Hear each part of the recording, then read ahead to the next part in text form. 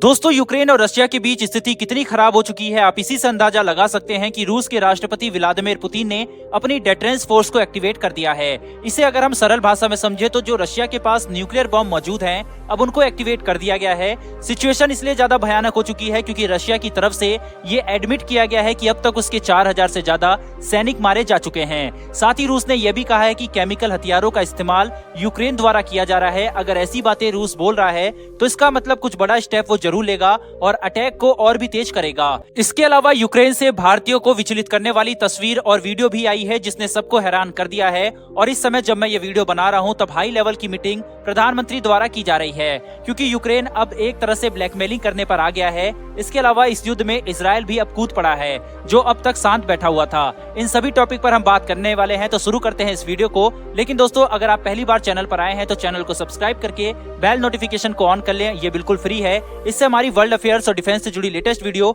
आप तक सबसे पहले पहुंच जाएगी। दोस्तों, जैसा कि मैंने कहा कि सिचुएशन इस समय काफी खराब हो चुकी है और इससे पूरी दुनिया प्रभावित हो रही है। भारत की परेशानी इस समय दोगुनी हो चुकी है क्योंकि भारत के छात्र इस समय यूक्रेन में फंसे हुए हैं। यूक्रेन मुद्दे पर आज यूएन जनरल असेंबली की इमरजेंसी मीटिंग बुलाने के लिए वोटिंग हुई थी। पिछली 3 बार की तरह इस बार भी भारत तटस्थ रहा। उसके अलावा यूएई और चाइना भी तटस्थ रहे, लेकिन क्योंकि बाकी वोट रूस के खिलाफ पड़े इसलिए इमरजेंसी मीटिंग यूएन की बुलाई गई और इसमें 193 देश वोटिंग करेंगे।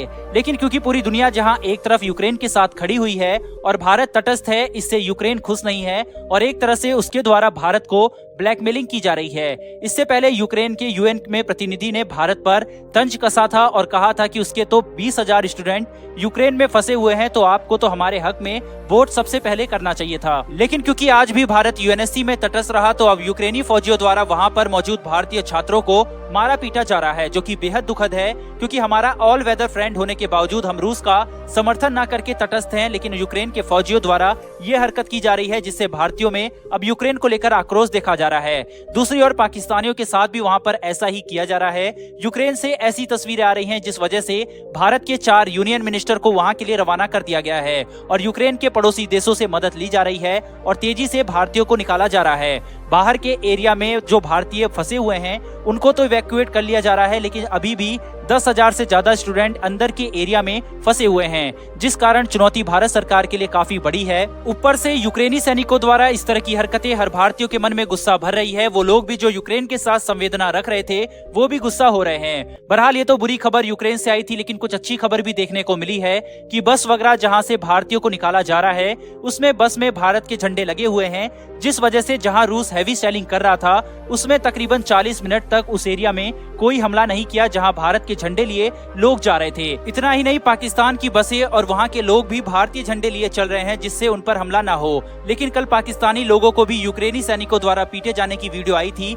ये स्थिति देखकर भारत सरकार खासा परेशान है और यूक्रेन में भी भारत द्वारा उनको सपोर्ट न किए जाने का गुस्सा है। ऐसी उम्मीद है कि यूएन जनरल असेंबली में भी भारत रूस के खिलाफ वोट नहीं करेगा और तटस्थ ही रहेगा। ये भारतीय डिप्लोमेसी के लिए बड़ा चैलेंज जरूर है, लेकिन भारत अपनी नेशनल सिक्योरिटी को दांव पर लगाकर रूस के अगेंस्ट वोट नहीं कर सकता। लेकिन यहाँ 150 से ज्यादा कंट्री क्योंकि रूस के विरोध में वोट करेंगी, जिससे रूस पर सेना वापस बुलाने का दबाव आएगा।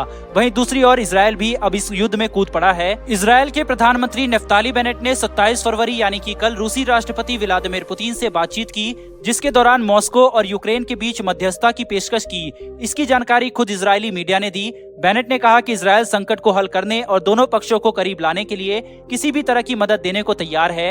इजरायल के प्रधानमंत्री ने ऐसा अपनी विशेष स्थिति को देखते हुए कहा है। दरअसल इजरायल के भारत की तरह ही रूस और यूक्रेन दोनों ही पक्षों से अच्छे संबंध है। इजरायल यहाँ पर भारत की तरह ही सावधानी बरत रहा है। इजरायली पीएम अपने सार्वजनिक बयानों में रूस का जिक्र करने से बच रहे हैं। बेनेट सिर्फ यूक्रेनी लोगों के प्रति अपनी चिंता जाहिर करने से जुड़े बयान दे रहे हैं, लेकिन इजरायल की भी अग्नि परीक्षा यूएन जनरल असेंबली होगी और वहाँ यही उम्मीद जताई जा रही है कि भारत के नक्शे कदम पर चलते हुए इजरायल भी तटस्थ ही रहने वाला है। ये देखना होगा कि 193 देशों में से कौन कौन से देश तटस्थ रहते हैं और कौन खिलाफ जाता है रूस के। इजरायल की कूटनीति से काफी लोगों को भारत का पक्ष भी समझ आ गया होगा कि जो लोग ये कह रहे थे कि हमें यूक्रेन के पक्ष में वोट देना चाहिए, दरअसल फॉरेन पॉलिसी जज्बातों से नहीं बल्कि सोच समझ के फैसले लेने होते हैं। इसीलिए भारत रूस के खिलाफ नहीं जा सकता, जिसने हमेशा हमारा साथ दिया हो। फिलहाल दोस्तों, इस वीडियो में इतना ही। आने वाली वीडियो के लिए चैनल को सब्सक्राइब करके बेल नोटिफिकेशन को ऑन कर लें।